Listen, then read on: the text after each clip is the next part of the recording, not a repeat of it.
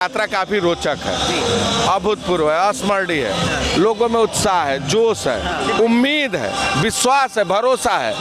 और जो आदरणीय राहुल गांधी जी कन्याकुमारी से कश्मीर तक चलने का जो संकल्प लिए हैं, मैं समझता हूं देश की जरूरत है, देश की आवाज़ है। आवाम आज इस यात्रा के साथ खड़ा है और कहीं ना कहीं इस यात्रा के साथ चलकर एक नया अध्याय और इतिहास लिखने जा रहा है। नया इतिहास लिखने जा रहे हैं, आप उसकी बात कर रहे हैं। मेरा एक सवाल ये रहेगा कि सरकार जो है आप पर लगातार हमला कर रही है। वो बोल रही है कि चीन में जो है कोविड-19 बढ़ रहा है और अब जो है भारत जोड़ो यात्रा कोरोना का फैलाने का एक कारण बन सकती है भारत में।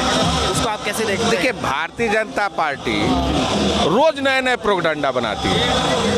कभी कहती है कि ओम का जो साल था राहुल जी ने उल्टा पहन लिया, कभी कहती है इस यात्रा से कुछ नहीं होना है, कभी छोटे छोटे वीडियो काटकर उल्टे सीधे चीज़ों को प्रसारित करके लोगों में गुमराहियत फैलाने का प्रयास करती है, कभी टी शर्ट पर सवाल उठाती है। आखिर उनको राहुल जी से डर किस बात का है? यह देश के एकता और अखंडता के लिए, प्यार मोहब्बत और भाईचारगी के लिए यात्रा कर रहे हैं। किसानों, नौजवानों, गरीबों, शोषित, वंचित और खासकर आदिवासियों के लिए अन्याय और अत्याचार के खिलाफ संघर्ष कर रहे हैं। तो संघर्ष करना हमारा अधिकार है, संवैधानिक अधिकार है। अगर यात्रा पैदल 3700 किलोमीटर चलने का संकल्प राहुल जी ने लिया है तो मैं समझता हूँ ये विपक्ष का काम है। पूरा देश इस बात को कहता था विपक्ष कहाँ है। लगातार चर्चा होती थी कि भाई किसान परेशान है, विपक्ष नहीं दिखा, बेरोजगारी से नौजवान परेशान है, विपक्ष नहीं दिखा, महंगाई की मार है, विपक्ष नहीं दिखा। और आज जब विपक्ष सड़कों पर चल रहा है, पैदल चल रहा है, तो उसके बाद टीका टिप्पणी। मैं समझता हूं कि भारतीय जनता पार्टी कुछ भी कर ले, यात्रा रुकने वाली नहीं। कोविड की जो बात है, अभी तमाम हमारे डॉक्टर और प्रोफेसर ने जांच करके यह बताया है ये जो कोविड है, जो चौथी लहर है, ये केवल सर्दी जुकाम तक मात्र सीमित रहेगी, इसका कोई इफेक्ट नहीं होने वाला है। और यात्रा तो पहले से चल रही है, सारे नियम और कानून के अंतर्गत चल रही है। तो संसद में, संसद के बाहर तमाम भारतीय जनता पार्टी के नेता रोज एक नहीं कई सारे नेता रोज हमला पर हमला, हमला पर हमला, कभी सेना के बहाने, कभी कोरोना के बहाने, कभी धर्म के बहाने, कभी राजनीति के बहाने। तो उनका काम है वो करे। राहुल जी डरने वाले नहीं, पीछे हटने वाले नहीं, और न कांग्रेस पार्टी के कार्यकर्ता डरने वाले हैं। एक सर वो ये भी सवाल उठाते हैं कि आपकी यात्रा है भारत जोड़ो, वो पूछते हैं कि भारत कैसे टूट रहा है, इस पे आप क्या कहेंगे? देखिए, देश की विरासत क्या है? साझी विरासत है, जो संस्कृति है, परंपरा है, जो देश में एकता का माहौल है, जो भाईचारगी है। नफरत को मिटाने के लिए तो यात्रा है, भाईचारगी को कायम करने के लिए, अखंडता को कायम करने के लिए, संविधान की रक्षा के लिए।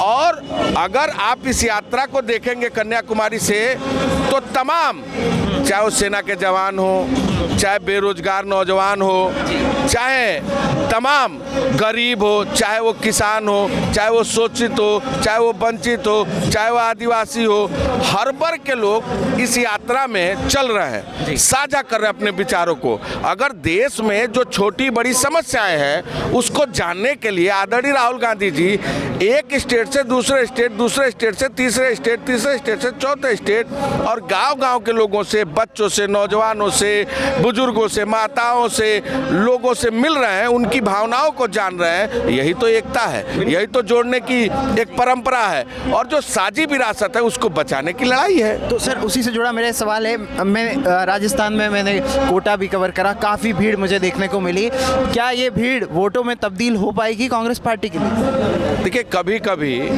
राजनीति में आशावादी बनना चाहिए। और एक कहावत है, आपको याद होगा कि कौन कहता है आसमां में छेद नहीं हो सकती, एक तबीयत से पत्थर तो उछालो यारो। अच्छा। निश्चित तौर से हमारा ये यात्रा का मकसद बिल्कुल राजनीतिक नहीं है। हम तो जानने निकले हैं, देश को समझने निकले हैं, देश की उन तमाम भावनाओं को देश के सामने लाने निकले हैं। आप बताइए, संसद में माइक बंद कर दिया जाता है, विधानसभा में माइक बंद कर दिया जाता है, टीवी मीडिया जो है वो तमाम उद्योगपतियों के हाथ की कठपुतली हो गई है। वो 24 घंटा मोदी जी के लिए काम करते हैं। आप कोई चैनल बदल लीजिए, आप जैसे कुछ पत्रकार हैं जो सच्चाई को दिखाते हैं, द वायर और तमाम जो पेजेज हैं जो सही चीज़ों को दर्शन कराते हैं। लेकिन आप बताइए, कोई चैनल खोलिए मोदी जी, कोई चैनल खोलिए अमित शाह जी, कोई चैनल खोलिए राजनाथ सिंह, योगी आदित्यनाथ, तो ये क्या है? एक आदमी को आप बराबर उस टीवी पर दिखाते हैं, देश की समस्याओं पर कोई चर्चा तो है नहीं। राहुल जी ने क्या बोला इस पर डिबेट होता है। कभी किसानों के मुद्दों पर डिबेट देखा है? नहीं देखे। कभी नौजवानों के मुद्दों पर देखा है आपने? महंगाई पर देखा है? नहीं देख सकते। सर, आपने भी मीडिया की बात करी, तो मैं मीडिया से जुड़ा एक सवाल आपसे ये भी लेना चाहूँगा। अडानी ने जो एनडीटीवी का टेक ओवर किया, उसको आप कैसे देखते हैं? देखिए, आपने अदानी के टेक ओवर की तो बात की, लेकिन एक पत्रकार की भावनाओं को भी देखा होगा कि पैसे से सेठ कुछ भी खरीद सकता है, लेकिन व्यक्ति का ज़मीर नहीं खरीद सकता है। तो अदानी के पास पैसा है, नो डाउट होना भी चाहिए, उनके पास है भी, और देश के तमाम संपत्तियों पर उनका कब्जा है। धीरे धीरे प्रधानमंत्री जी लगातार सारी संपत्तियों को उनको देते जा रहे हैं। लेकिन कहीं ना कहीं देश में लोग भी हैं जिनके अंदर ज़मीर है, जो लड़ना जानते हैं, संघर्ष करना जानते हैं, जो जनता की भावनाओं को समझना चाहते हैं और जनता की भावनाओं के साथ खड़ा होना चाहते हैं। यह यात्रा क्रांति है। भूकंप देखा है ना आपने? भूकंप आती है तो पूरी धरती डोलती है ना, तो ये धरती डोलने की स्थिति में है और ये यात्रा बहुत कुछ देने जा रही है, परिवर्तन करने जा रही है। आखिरी सवाल सर, ये यात्रा ऊपर से नीचे से ऊपर तो जा रही है, क्या ऐसे से ऐसे जाएगी? मैंने आपसे एक बात कहा जी, कि भूकंप जब आता है ना तो पूरी धरती हिलती है। तो ये भूकंप है जो यात्रा चल रही है कन्याकुमारी से कश्मीर तक, और यात्राएं तो हर प्रदेश में हो रही है, हर जगह हो रही है। आने वाले दिन में अन्य प्रदेशों में भी होगी। अभी तो ये शुरुआत है। आप याद करिए, राजनीति पहले क्या होता था? त्याग, मेहनत, संघर्ष और समर्पण का होता था। अभी क्या है राजनीति? धन, बल, ताकत, दौलत और शोहरत की राजनीति हो गई है। तो ये राजनीति को नई दिशा में बदलने की कवायद है राहुल गांधी जी की, और मैं समझता हूं कि संघर्ष में जो पलता है, इतिहास वही बदलता है। आखिरी सवाल सर मैं आपसे लूँगा, ये यात्रा अगर मैं गलत नहीं हूँ तो उत्तर प्रदेश भी टच करेगी, जहाँ से आप आते हैं और जहाँ पर कांग्रेस पार्टी की स्थितियाँ ठीक नहीं हैं।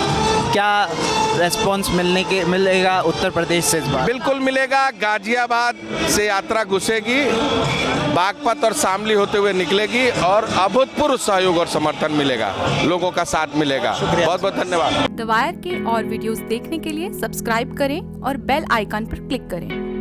स्वतंत्र पत्रकारिता की आर्थिक मदद करने के लिए डिस्क्रिप्शन में दिए गए लिंक पर जाएं और अपनी राशि चुनें।